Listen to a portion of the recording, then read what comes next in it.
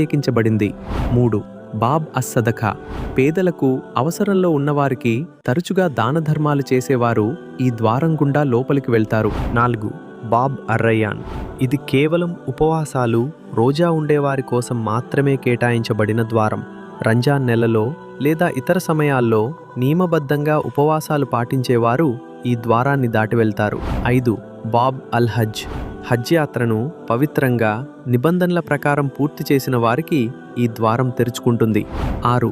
Bob అల్ ఐమాన్, అల్లాహ్పై సంపూర్ణ నమ్మకం, తవక్కులుంచి ఎటువంటి లెక్కలు లేకుండా, అడగకుండా స్వర్గంలోకి ప్రవేశించే అదృష్టవంతులు ఈ ద్వారం గుండా వెళ్తారు. 7. బాబ్ అల్ కాజిమీన్ అల్ గైజ్, కోపాన్ని నియంత్రించుకోవడం మరియు ఇతరులు చేసిన తప్పులను క్షమించడం అనే గొప్ప గుణాన్ని కలిగిన వారికి ఈ ద్వారం తెరుచుకుంటుంది. 8. బాబ్ అజ్జిక్ర్, ఎల్లప్పుడూ అల్లా యొక్క నామస్మరణ చేసేవారు.